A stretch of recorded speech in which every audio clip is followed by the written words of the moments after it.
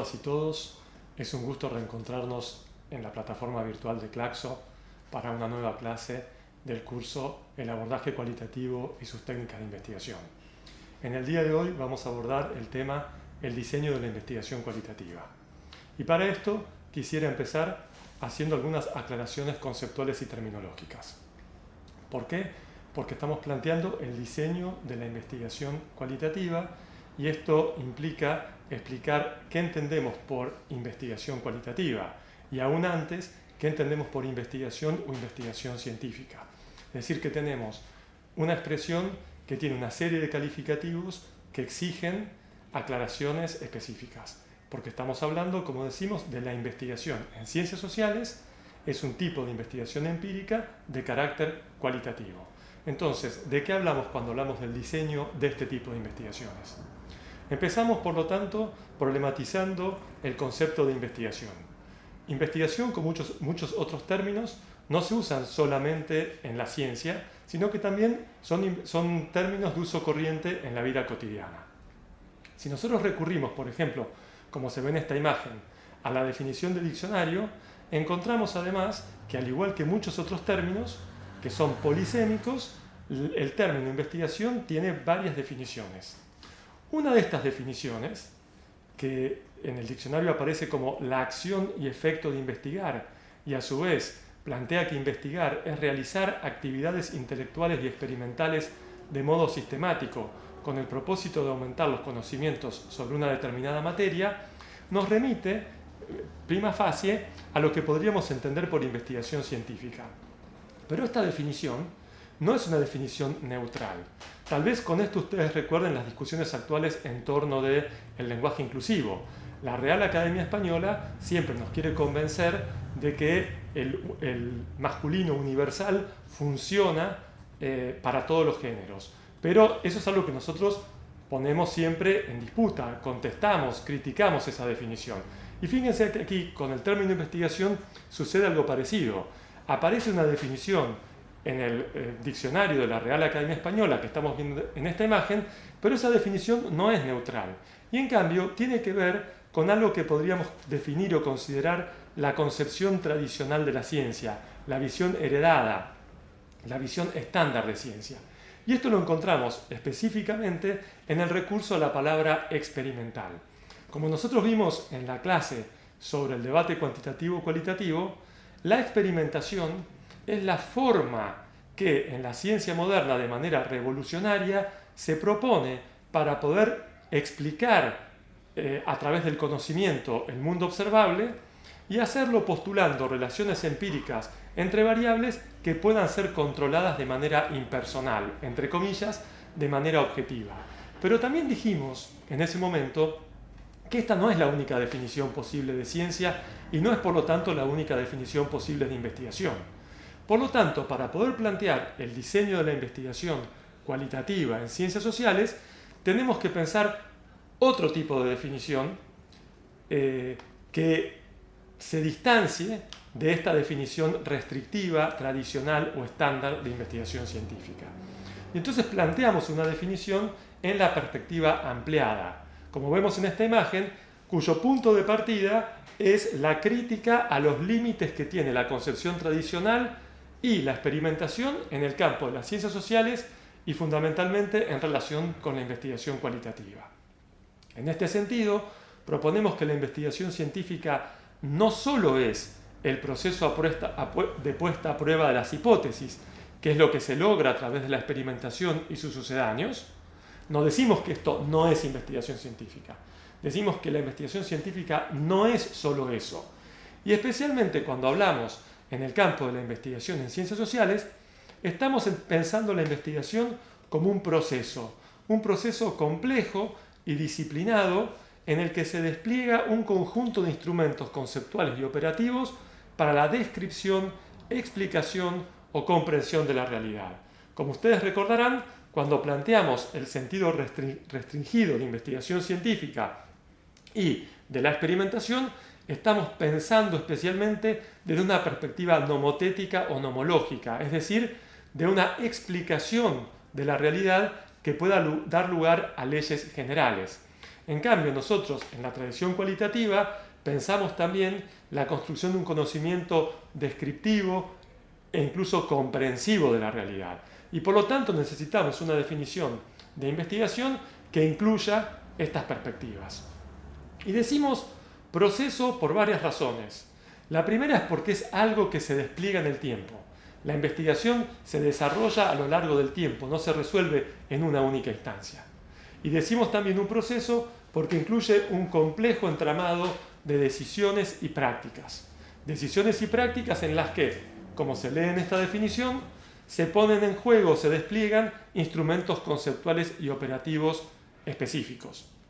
Y por otro lado decimos disciplinado, proceso disciplinado, con este término que puede sonar un poco inadecuado, pero en realidad lo estamos tomando en el sentido que le da el antropólogo brasilero Cardoso de Oliveira cuando se refiere al trabajo etnográfico, y es disciplinado en un doble sentido. Disciplinado porque tiene un cierto orden, una sistematicidad, responde a determinados procedimientos, pero al mismo tiempo disciplinado porque estos procedimientos tienen que ver con los conocimientos objetivados del campo metodológico que se construyen disciplinarmente en la ciencia. Es decir, que nuestra investigación cualitativa, estos procesos de investigación cualitativa, tienen que ver con saberes que se han ido construyendo y que se han ido aceptando y objetivando en el campo de las ciencias sociales, de las distintas disciplinas de las ciencias sociales. Esta perspectiva de la investigación tiene, desde el punto de vista del diseño, una serie de consecuencias muy importantes. La primera es que habilita el pluralismo metodológico. No hay, por lo tanto, una única forma de diseño ni un único método para construir conocimiento sobre la realidad observable. En segundo lugar, que le confiere a los procesos de investigación y a su diseño cierta flexibilidad, cierta capacidad de ser redefinidos en el mismo proceso de investigación. Y en tercer lugar, otra característica importante es que permite recuperar el importante rol del conocimiento personal y tácito en la investigación científica. ¿Por qué? Porque los métodos de investigación, y especialmente las técnicas de investigación, remiten a conocimientos procedimentales muy articulados, muy establecidos, que forman parte de un aspecto fundamental del proceso de investigación. Pero más allá de que las visiones más tradicionales de ciencia hayan tratado de reducir el proceso de investigación a estos componentes más objetivados de lo que llamamos conocimiento impersonal, como si fuera, por ejemplo, una fórmula matemática, en realidad, en la práctica de investigación, nosotros nos encontramos recurrentemente con un importante lugar que le corresponde al conocimiento personal y tácito. Voy a dar un ejemplo con esto. Un ejemplo que no tiene que ver con la investigación, pero que creo que todas y todos podemos reconocer. Imaginémonos que en nuestra familia hay un pariente, un abuelo, una abuela, que tiene una gran capacidad para cocinar. Hace las mejores comidas que nosotros hemos probado. Entonces nosotros queremos preservar ese conocimiento y nos disponemos a traducir todo lo que hace al hacer nuestro platillo favorito a una receta, un esquema objetivado, como si fuera un método entendido en el sentido restrictivo, esquemático, de sucesión de pasos y utilización de procedimientos formales, que serían las técnicas impersonales de la investigación en el caso nuestro. Entonces nosotros hacemos esta receta, medimos, calibramos cuánto de cada ingrediente, qué tipo de ingredientes, cómo es el procedimiento, y luego lo replicamos. Pero como probablemente les haya pasado a ustedes mismos en su vida cotidiana, el producto de haber replicado esta receta no es exactamente igual a esta comida que hace la abuelita o el abuelito y con la que nosotros estamos tan identificados. ¿Qué es lo que ha pasado ahí? Lo que ha pasado es que en esas prácticas de cocina de este pariente o esta parienta ha intervenido el conocimiento personal, el conocimiento tácito, eso que se sabe hacer, pero que no hemos traducido en un procedimiento formalizado, que se sabe hacer sin poder explicar racionalmente por qué. No es que no se puede explicar racionalmente, no se puede agotar racionalmente la explicación de qué y cómo se lo hace. Esto mismo lo vemos en muchas facetas de la vida cotidiana, para las cuales incluso nosotros tenemos expresiones. Por ejemplo, cuando decimos tiene mano para la cocina, tiene mano para la jardinería. No sé por qué, yo hago exactamente lo mismo y a mí las plantas se me secan. Mientras que esta otra persona no mide cuánto riega, si pone fertilizante o no, y sin embargo tiene un jardín espectacular. De lo que estamos hablando ahí, que podría también traducirse en el deporte, por ejemplo, el futbolista o la futbolista que gambetea y que patea, no es que está poniendo en juego un conocimiento objetivado y que en cada instante del juego para pensar de qué forma lo va a hacer. Lo hace tácitamente, lo hace automáticamente. Hay un conocimiento personal que está ahí en juego. Entonces decíamos que, a diferencia de la investigación desde el punto de vista de la concepción más restrictiva, que piensa sobre todo en la investigación como una práctica experimental, que está fuertemente atravesada por las técnicas y por los conocimientos impersonales, una visión ampliada de la investigación científica nos permite recuperar el importante lugar que tiene en la investigación el conocimiento personal y tácito, sin desconocer que el proceso de investigación científica es un proceso disciplinado, es decir, que requiere del uso de ciertos procedimientos e instrumentos técnicos en el marco de prácticas y decisiones que son sistemáticas, que son ordenadas, que tienen una lógica vinculada a los conocimientos aceptados del campo de la metodología de las ciencias sociales, en nuestro caso. Ahora bien, dicho esto, también tenemos que hacer ciertas aclaraciones sobre lo que entendemos por proceso, diseño y proyecto de investigación, tal como vemos en esta nueva imagen. ¿Por qué? Porque hemos definido la investigación como un proceso, pero nosotros de lo que estamos hablando en la clase de hoy es del diseño de la investigación. Y por otro lado, muchas veces nos encontramos con la exigencia institucional de presentar un proyecto de investigación. Entonces, estos tres términos están íntimamente relacionados entre sí, pero tienen algunas diferencias que es importante considerar. Decíamos entonces que la investigación es un proceso. ¿Por qué? Porque tiene que ver con un conjunto de prácticas y de decisiones que se despliegan en el tiempo con el fin de describir, conocer, explicar, comprender un determinado aspecto de la realidad observable. Cuando hablamos del diseño, lo que estamos planteando es que este proceso de investigación, en tanto proceso sistemático, requiere de una anticipación modélica, requiere de un conjunto de decisiones previas que orienten y que guíen este proceso de investigación. Pero también nosotros tenemos que reconocer que este diseño de investigación requiere institucionalmente su traducción en un proyecto. El proyecto de investigación es el resultado del diseño de la investigación traducido a un conjunto de reglas y normas institucionales, puesto en papel, ¿no? Y ajustándonos a un conjunto de reglas. Por ejemplo, hacer una tesis doctoral tiene una serie de reglas que pueden tener que ver, por ejemplo, con desde cuestiones formales como la forma de citación o la extensión del trabajo, hasta con una serie de límites al tipo de temáticas que se pueden abordar y que el programa formal de doctorado reconoce como específicas y adecuadas en relación con la disciplina en la cual se desarrolla el doctorado.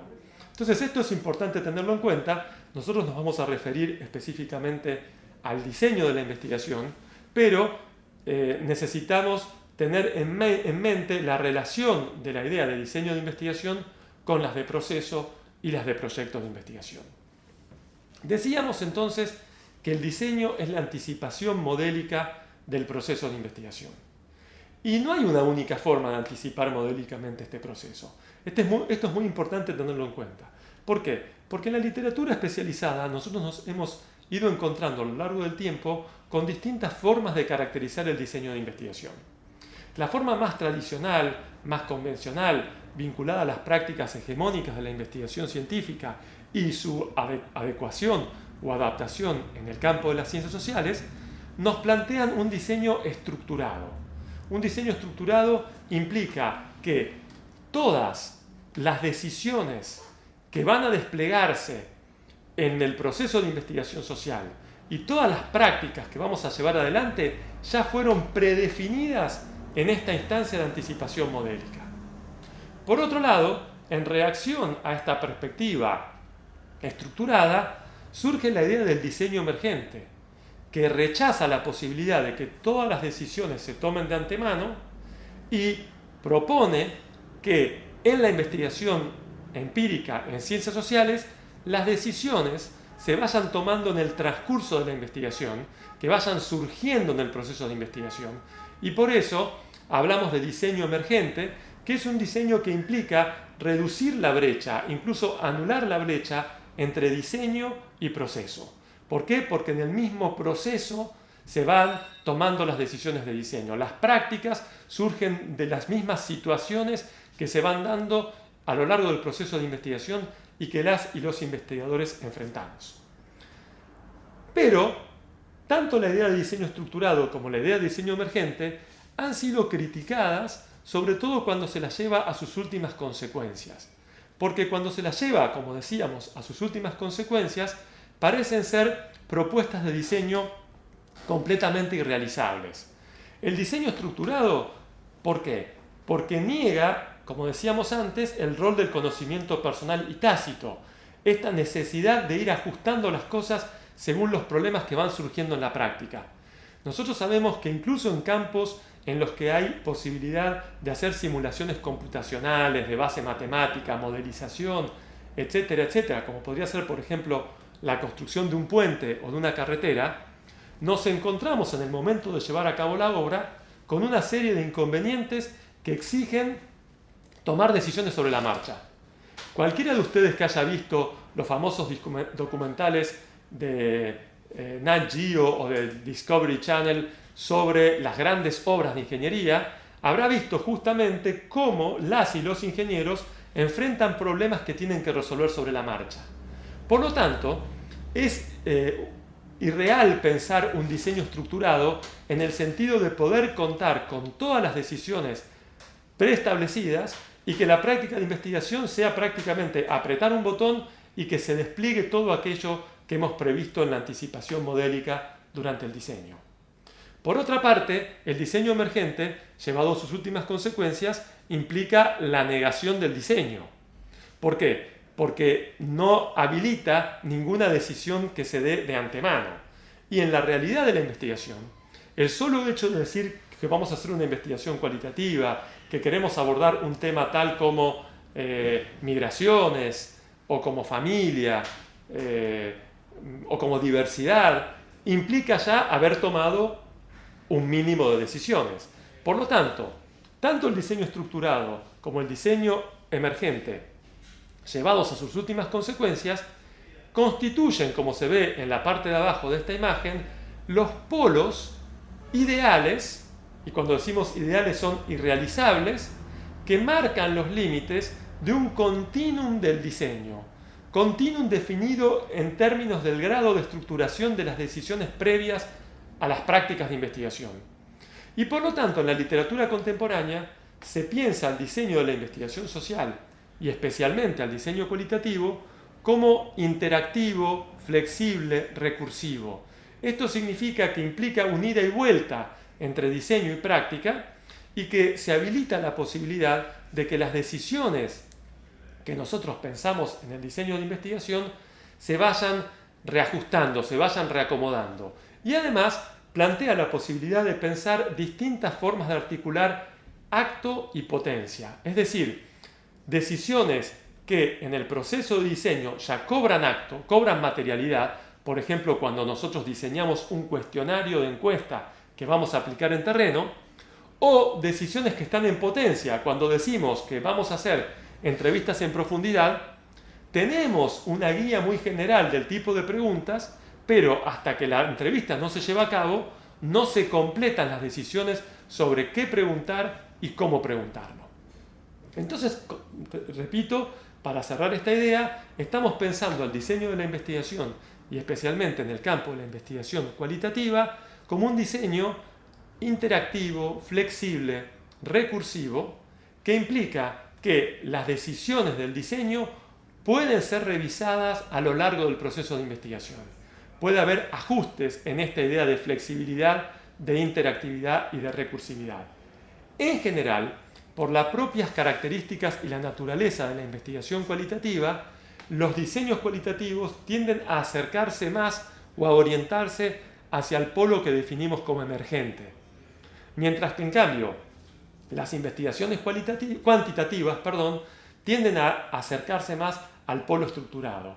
¿Por qué? Porque la investigación cuantitativa tiene esta lógica descendente, que implica que, a partir de conceptos generales que planteamos en una pregunta de investigación, nosotros vamos a avanzar en la operacionalización de lo que esa pregunta implica en términos de investigación empírica y vamos a tratar de construir instrumentos, como pueden ser cuestionarios estandarizados, para llevar adelante esa investigación.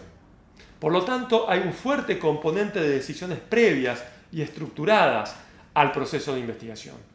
En cambio, en la investigación cualitativa, nosotros tratamos de acercarnos a la perspectiva de los actores, concebimos la realidad como una construcción sociohistórica, le damos una voz fundamental a las interpretaciones de primer orden que producen los actores en la vida cotidiana.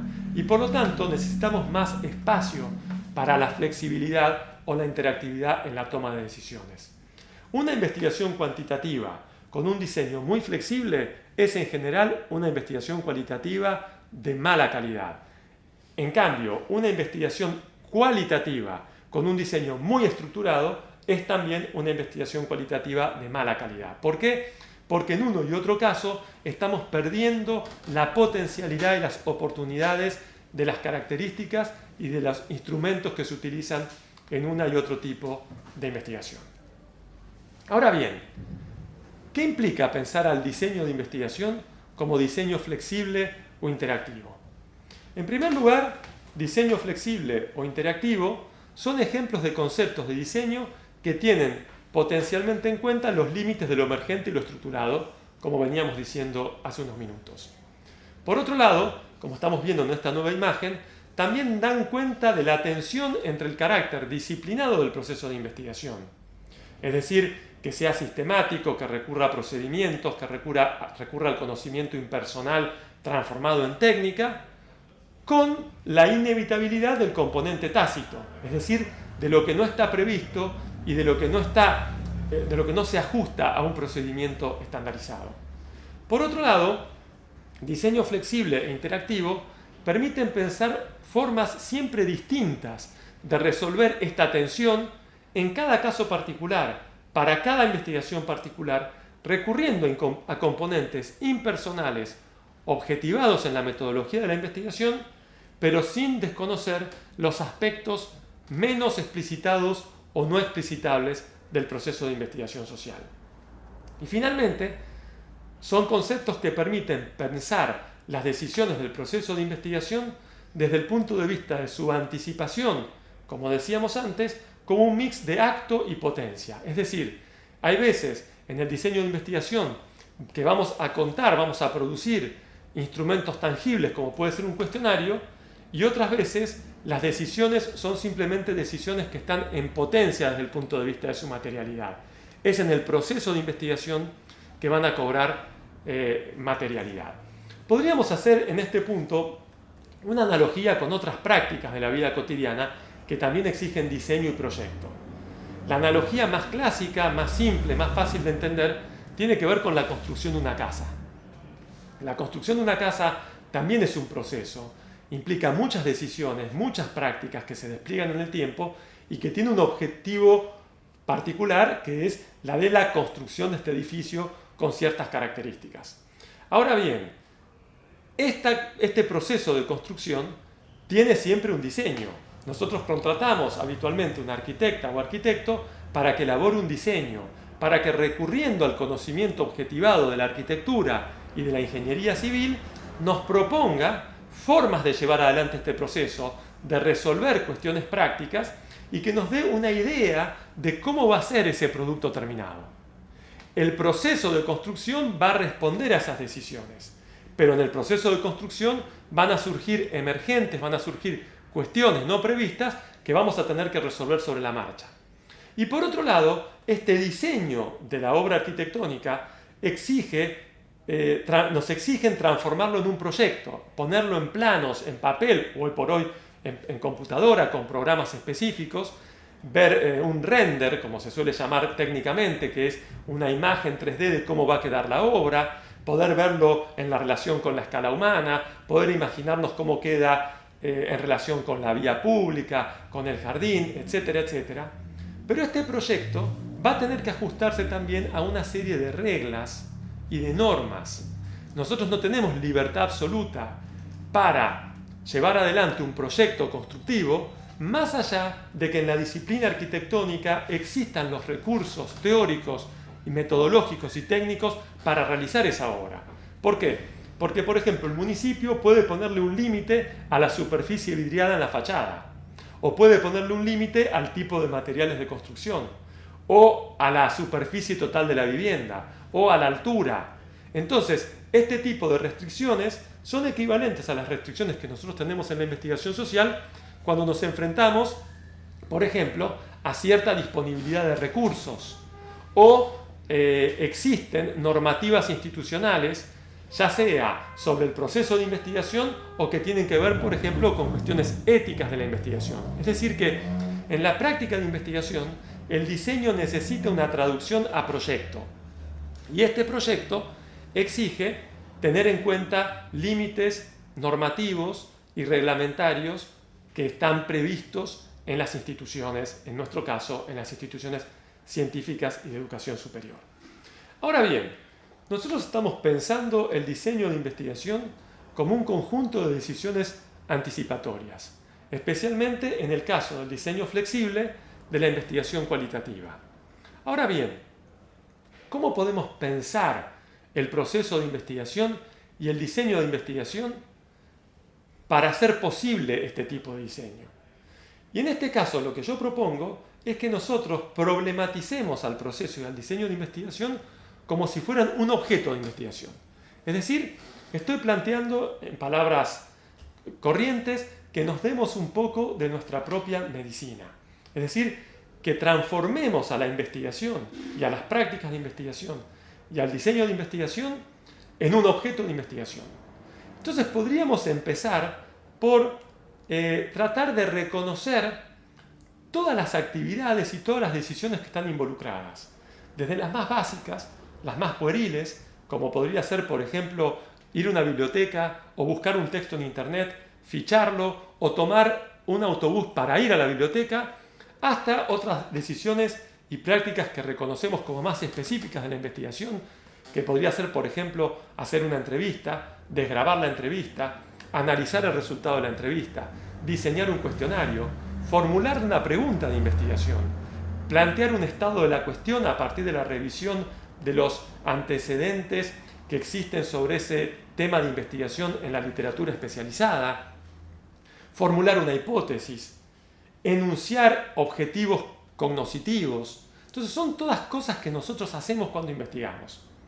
La propuesta para pensar el diseño interactivo flexible de la investigación cualitativa, o en realidad cualquier otro tipo de diseño de investigación empírica en las ciencias sociales, es tratar de darle inteligibilidad a estas prácticas y decisiones, nuclearlas de acuerdo al tipo de problema que resuelven, para poder identificar, como tenemos en esta nueva imagen, los núcleos decisionales fundamentales del proceso y por lo tanto del diseño de la investigación, estableciendo además los vínculos mutuos que hay entre estos núcleos decisionales fundamentales y sus relaciones de antelación o de posterioridad, o incluso de simultaneidad.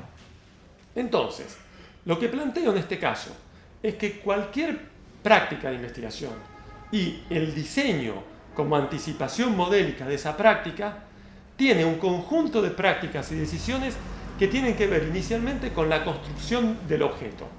¿Qué se pretende investigar? ¿En qué marco? ¿Desde qué perspectiva? Esto tiene que ver con el complejo proceso de pasar de un tema general y abstracto a un conjunto de preguntas concretas, específicas, a lo que conocemos como un problema de investigación.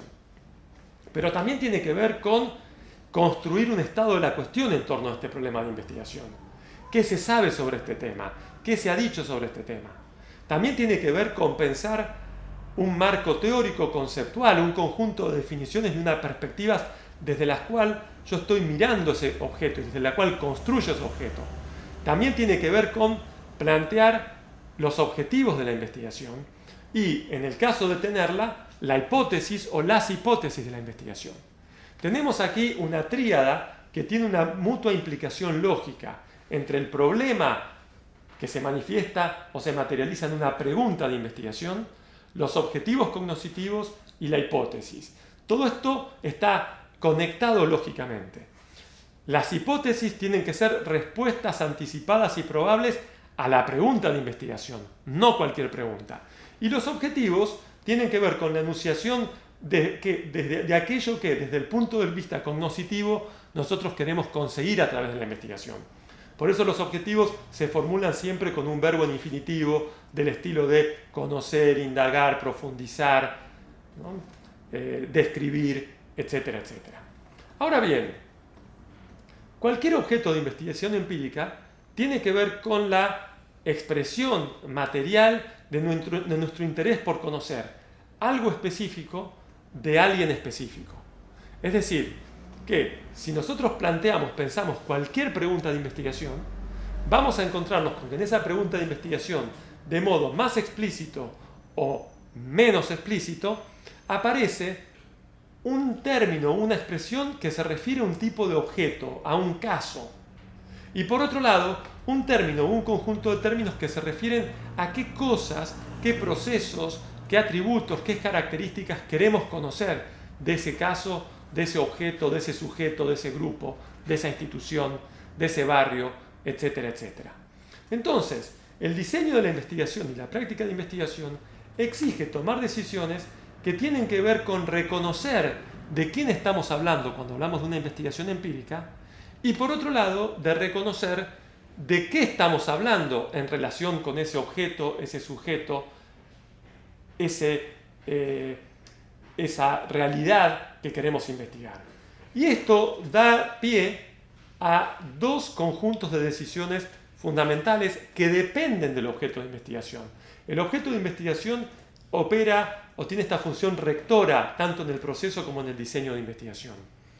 La operacionalización del proceso de investigación, para usar una palabra bastante tradicional y de la metodología hegemónica, cuantitativa, por decirlo de alguna manera, tiene que ver con cómo nosotros vamos a hacer posible construir una respuesta teóricamente anclada y empíricamente sostenida en relación con esas preguntas de investigación, en relación con ese objeto problemático. Y esto implica tomar, por un lado, decisiones de selección que tienen que ver con sobre qué objetos y sujetos se desea investigar, cómo se definen conceptualmente, con qué criterios voy a asegurar el acceso a algunos o todos, cómo voy a definir, por ejemplo, un caso a los fines de investigación. Es decir, que si yo estoy planteando una investigación sobre, por ejemplo, sexualidad en la adolescencia, yo estoy planteando una serie de cuestiones que tienen que ver con la sexualidad, que se refieren específicamente a un tipo de sujeto, que es el sujeto adolescente. Por lo tanto, yo tengo que poder plantear en qué sentido estoy definiendo la adolescencia, desde qué perspectiva conceptual.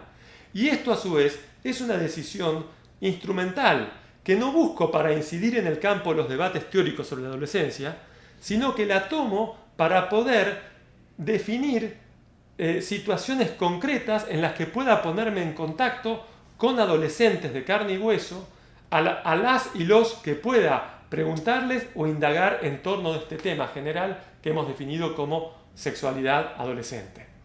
Por otro lado, tengo que poder tomar lo que llamamos decisiones de recolección, que es una palabra un poco clásica, bastante criticada, que la tomamos simplemente por convención, pero que, repito, criticamos porque a veces da la idea de que los datos están allá afuera y nosotros vamos a recolectarlos, ¿no? Como si fuera con un medio mundo en el mar que vamos a recolectar los datos. En realidad lo que vamos a hacer es construir, producir información. ¿Información sobre qué? En el caso de nuestro ejemplo, tenemos que producir información de primera mano sobre la sexualidad adolescente a partir del contacto directo con adolescentes. Pero establecer un contacto directo con adolescentes que hemos podido identificar y definir gracias a nuestras decisiones de selección, no resuelve el problema. Porque yo tengo que ver de qué modo voy a establecer ese contacto observacional. ¿Va a ser un contacto directo? ¿Va a ser un contacto mediado? ¿Cómo voy a hacer para indagar sobre ese tema? ¿No? ¿Cómo voy a focalizar las cuestiones relevantes con relación al objeto de indagación que hemos construido, como señalamos en esta imagen? ¿No? ¿Con qué instrumentos? ¿Desde qué perspectivas? Y finalmente voy a tener también que poder tomar decisiones de análisis. ¿Por qué? Porque estas prácticas de producción o recolección de información en las unidades, los casos, los sujetos que hemos seleccionado a través de las decisiones de selección no pueden tomarse de manera acrítica como los resultados de la investigación.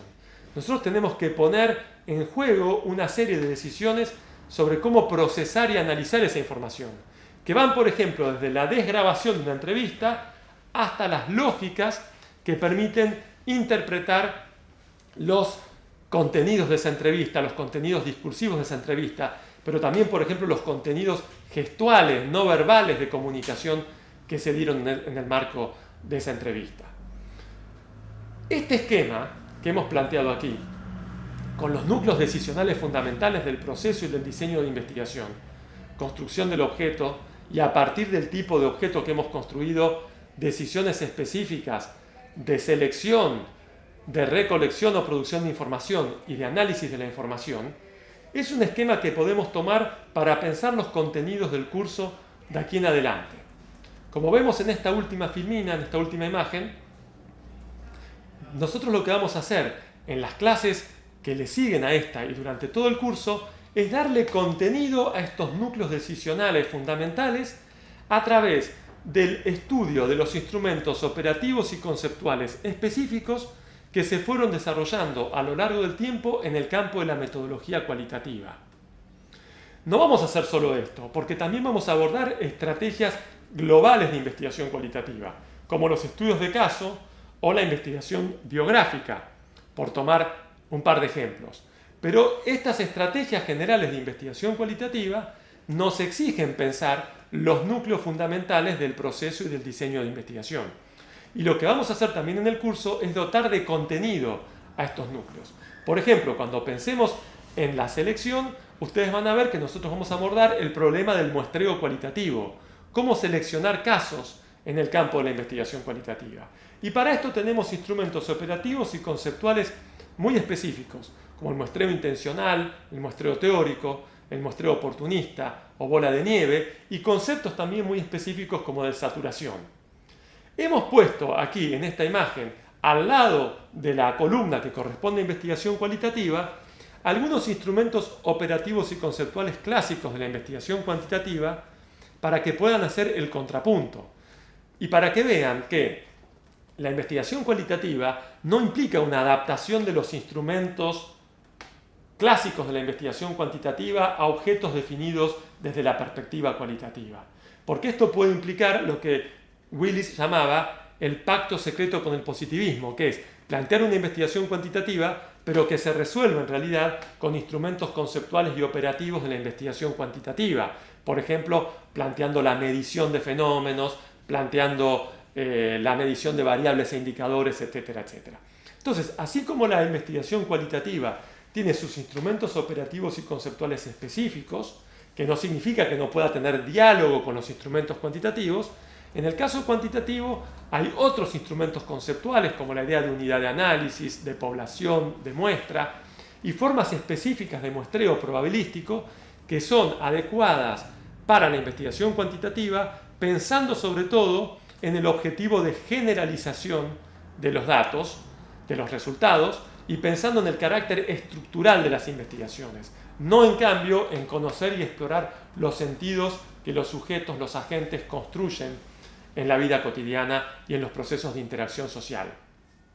En relación con la recolección o producción de información, en el campo cualitativo durante el curso vamos a ver formas específicas de resolver esto, como la observación participante, la entrevista en profundidad o los grupos focales, que se diferencian de la tradición cuantitativa, que tienen que ver con la operacionalización de conceptos para producir indicadores que puedan ser, entre comillas, y esto es una cosa muy criticada, medidos, de la misma forma que nosotros medimos indicadores en el campo de las ciencias naturales. Y esto, transformarlo en definiciones operativas que permitan dar pie a un instrumento estructurado que es el típico cuestionario de encuestas o que podría ser, por ejemplo, un test psicométrico en el caso de una investigación actitudinal. Y finalmente, en el curso también vamos a abordar el problema del análisis, ¿no? Cuando estamos hablando de análisis, estamos incluyendo aquí también los problemas más procedimentales de procesamiento, como podría ser desgrabación de entrevistas, pero también los problemas más complejos de interpretación, porque uno de los déficits en la investigación cualitativa, de las cuestiones más difíciles, es la de llegar a producir un relato, lo que llamamos una doble hermenéutica, es que es una interpretación de esas interpretaciones de primer orden de los agentes que nos han relatado en sus entrevistas o que hemos podido observar de manera directa a través de la observación participante. Entonces, cuando estamos planteando el análisis cualitativo, estamos planteando cuestiones muy variadas que pueden ir desde el análisis de contenido hasta la teoría fundamentada y su famoso método comparativo constante, pasando por el análisis del discurso, y que se opone, se diferencia de la tradición cuantitativa en la cual recurrimos por defecto al análisis estadístico utilizando técnicas univariadas, bivariadas, multivariadas o técnicas de análisis descriptivo e inferencial. Con este esquema entonces dejamos esta primera aproximación al problema del diseño de investigación, teniendo en cuenta que cuando planteamos el diseño estamos planteando estos grandes núcleos decisionales problemáticos que empiezan obviamente con el planteo de la investigación y lo que conocemos como construcción del objeto, y a partir de lo que este objeto implica, vamos a tener que tomar decisiones específicas en relación con la definición y selección de casos, en relación con las formas operativas de producir información relevante en relación con lo que plantea nuestro objeto de investigación y, por otra parte, con las formas de analizar los resultados de esas prácticas de construcción de información sobre los sujetos o agentes o los barrios, las unidades, las ciudades o cualquiera que sea el objeto o sujeto que estamos investigando. Dejamos entonces esta clase en esta instancia y abrimos entonces la puerta para de aquí en más empezar a llenar de contenido estas celdas del esquema que estamos viendo a través del desarrollo de los contenidos vinculados con muestreo cualitativo, formas, prácticas, procedimientos de producción de información en el campo de la investigación cualitativa y estrategias y prácticas de análisis cualitativo que a su vez vamos a colocar o ubicar en relación con estrategias más globales como podrían ser los estudios de caso, la investigación biográfica, la investigación etnográfica, etc. Muchas gracias por su atención.